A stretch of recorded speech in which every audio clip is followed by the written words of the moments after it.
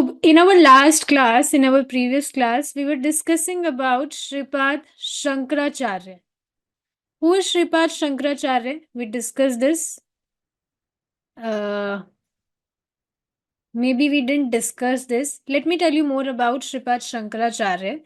𝗃𝗵 𝗃𝗃𝗃𝗃 is Lord Shiva only, who came as 𝗃𝗵 𝗃𝗃𝗃𝗃 in Chaitanya Mahaprabhu's Leela.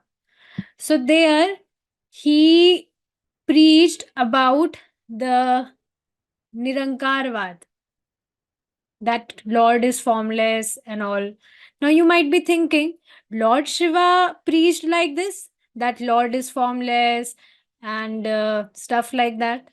So there was a specific reason behind this. Lord Krishna himself instructed Lord Shiva to instruct like this, to preach like this. Actually, Narad Muni came as a medium to basically convey this message to Lord Shiva, that you please take an incarnation and you just preach this, like this knowledge that Lord is formless, etc., etc. So earlier, Lord Shiva was not convinced. He didn't agree that how can I preach like this? But it was needed. Just like you will see, for example, if one will announce that there is party going and all who want to drink alcohol can go there. Party is free, no charges. So whoever is, fond of drinking alcohol, they will go in that party.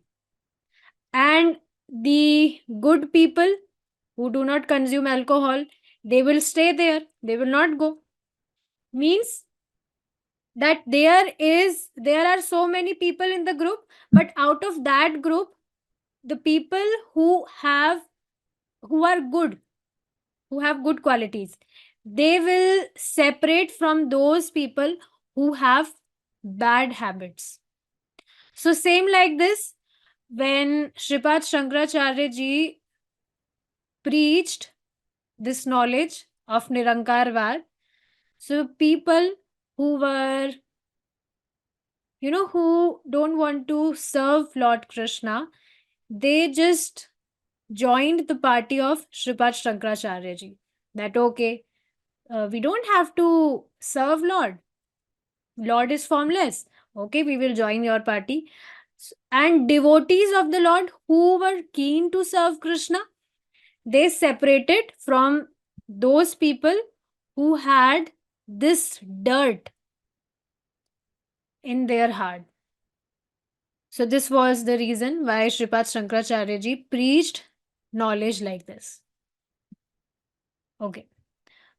Moving forward, we also discussed that it is very much difficult to take sannyas ashram and then do bhakti.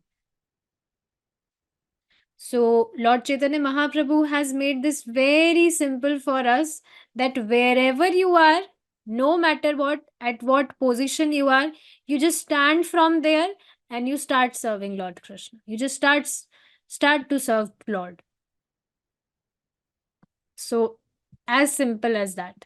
These devotional activities can change the very face of material nature. Whoever will follow this, transformation will happen, definitely.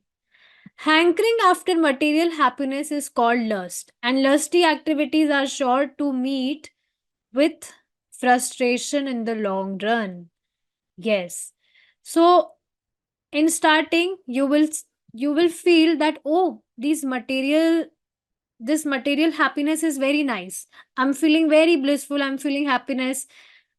But that is for short period of time. And that is also actually illusion. That is not happiness or bliss at all. That is just illusion. And we realize it afterwards. And that material happiness, that temporary happiness, that illusion later become frustration for us.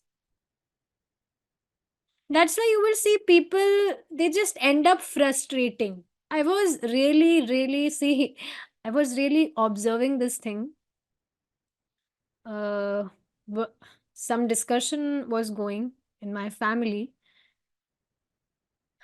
There was one Mataji, one girl. She, uh, she did love marriage. So earlier everything was good between her and her husband. Everything was good, but later we came to know that that husband, he is not good boy at all. He tortures that girl, etc., etc.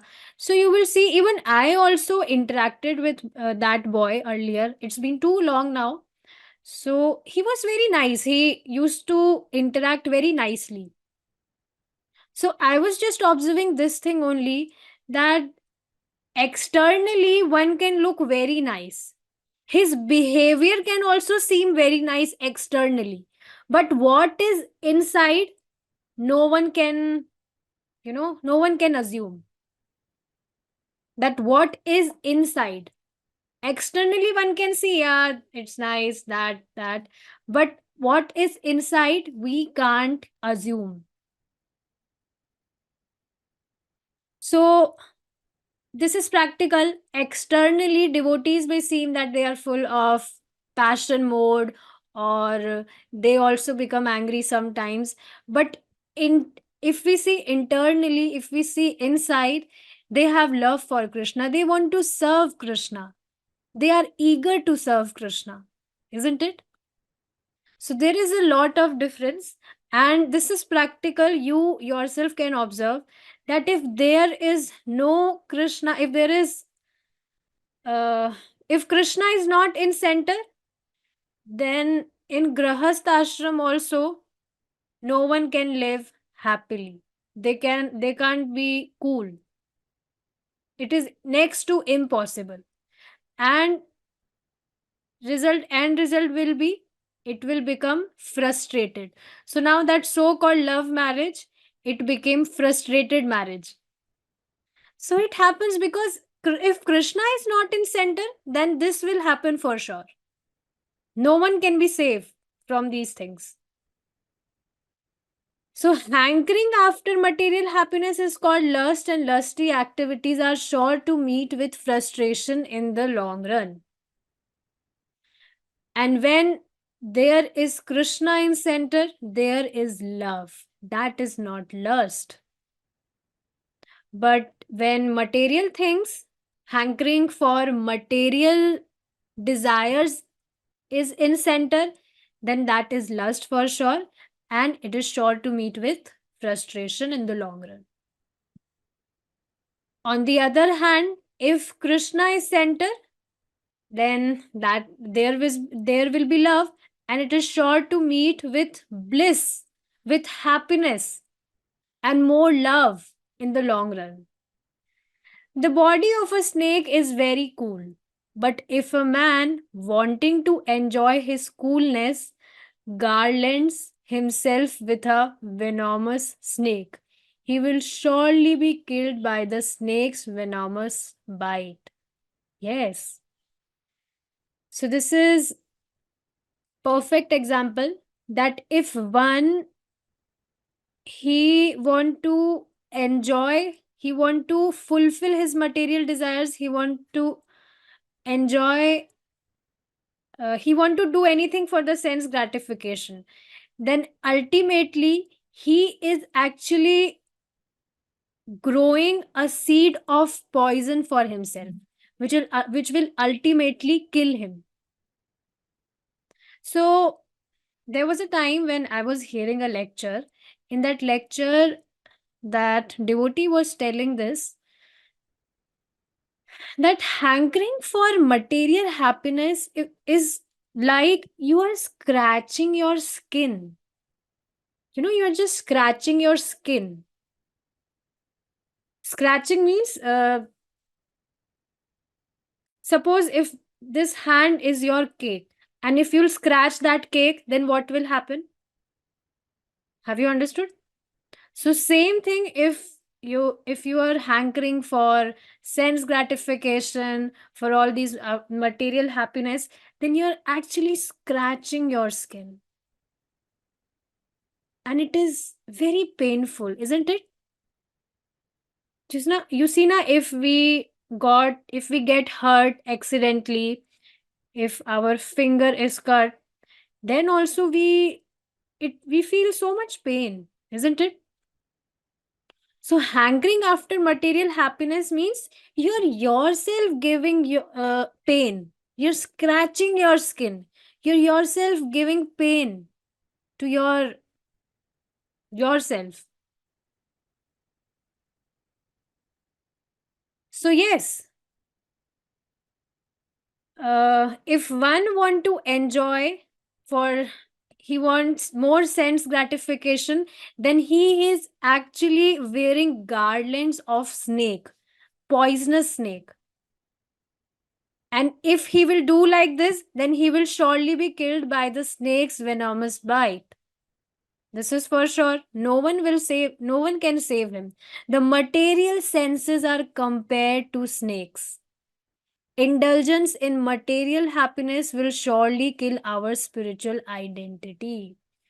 So, the more we do sense gratification, the more we do activities which are not related to Krishna, we are more entangling ourselves in materialistic things.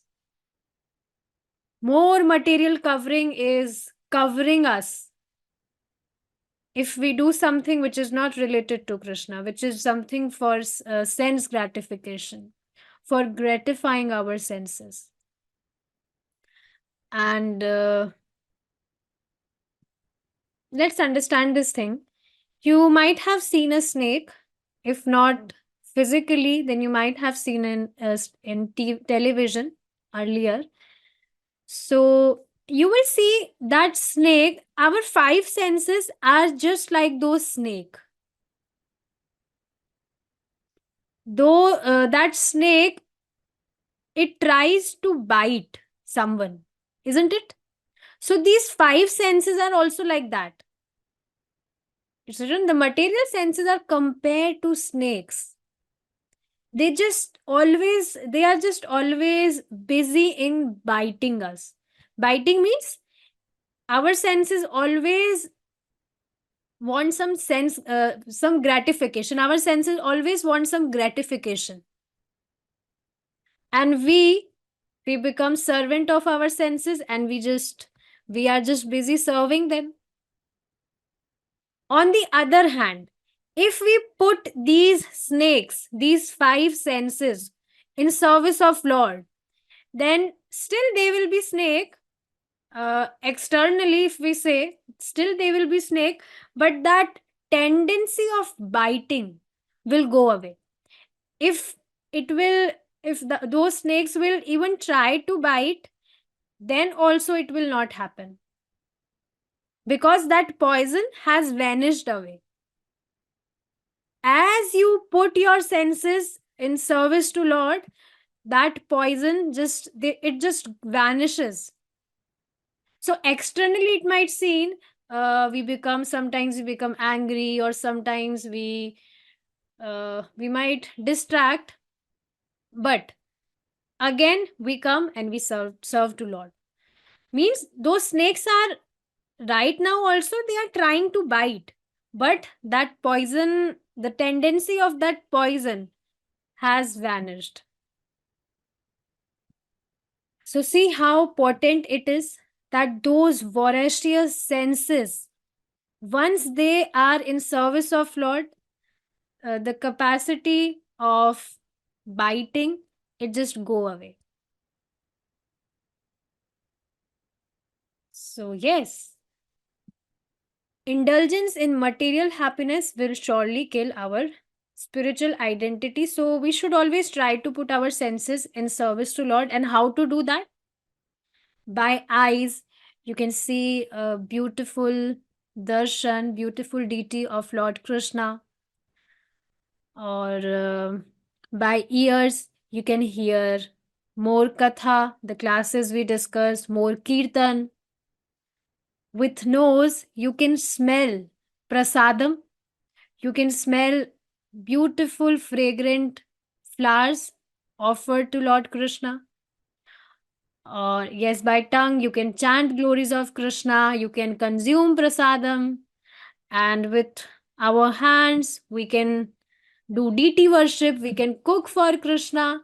So, this way, we can put our senses in service of Lord. And you will see this is very easy. This purifies our senses with great potency. So see how easy is that. Yogis do lots and lots of tapasya to control their senses.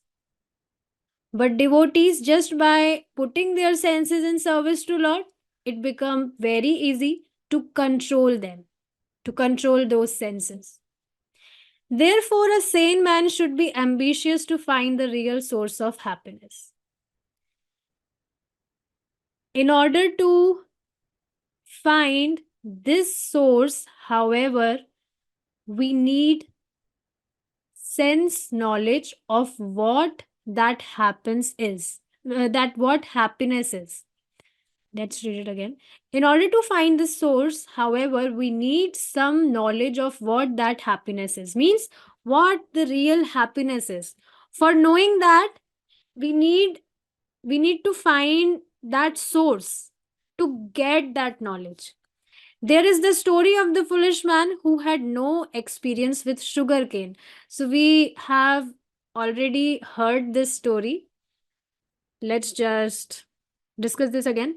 When he asked his friend about the characteristics of sugarcane, he was imperfectly informed that sugarcane resembles the shape of a bamboo stick. Consequently, he began trying to extract juice from bamboo sticks, but naturally he was baffled in his attempts.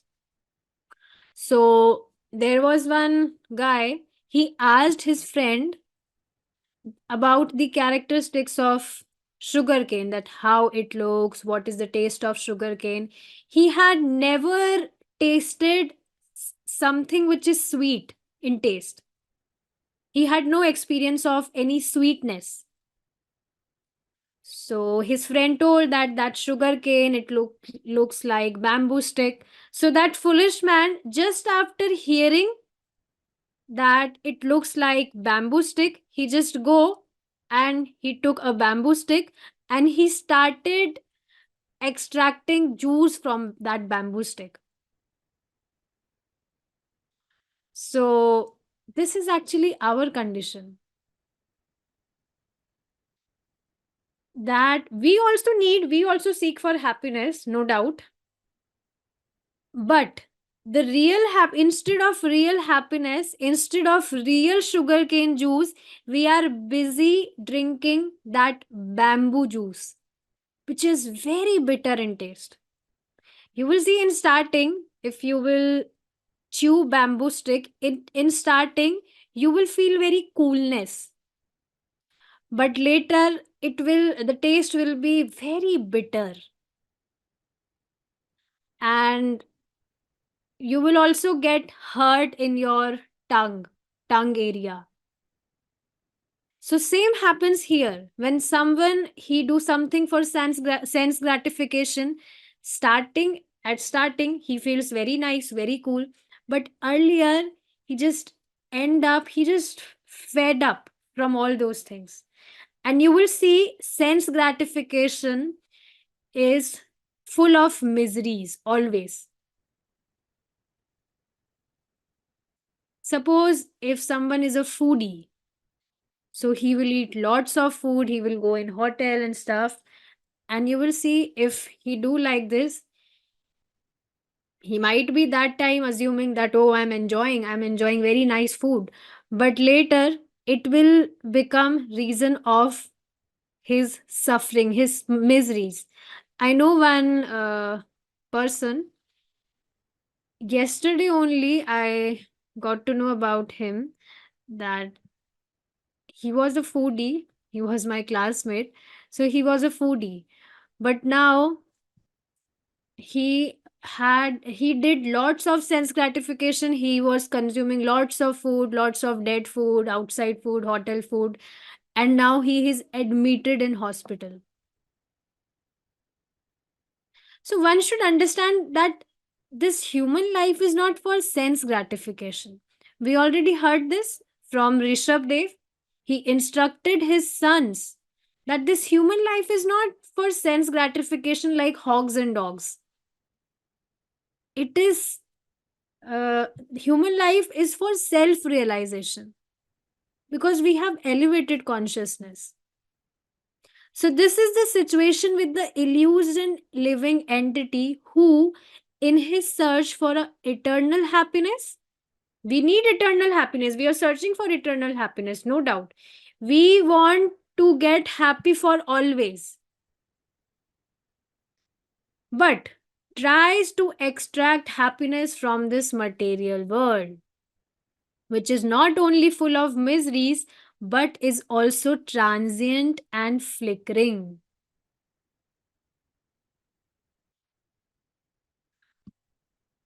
So this is foolishness.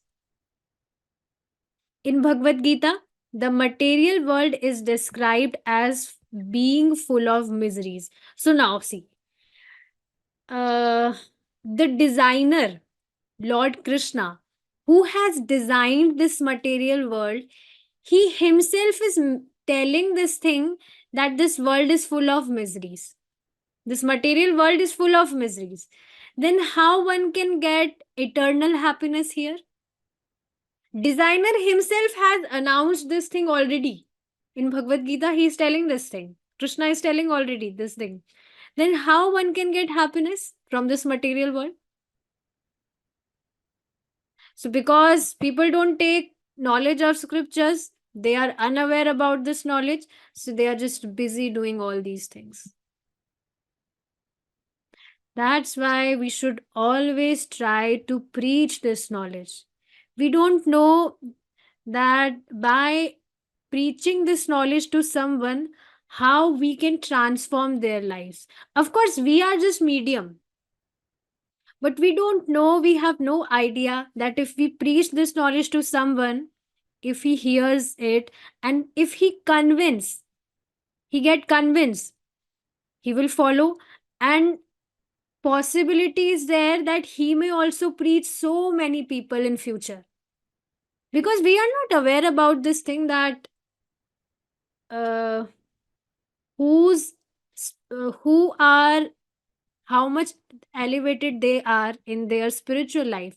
They might have done some devotional activities in their past births, in their past lives. So we are not aware about these things. So that's why we should always give chance to people. We should always try to preach this knowledge.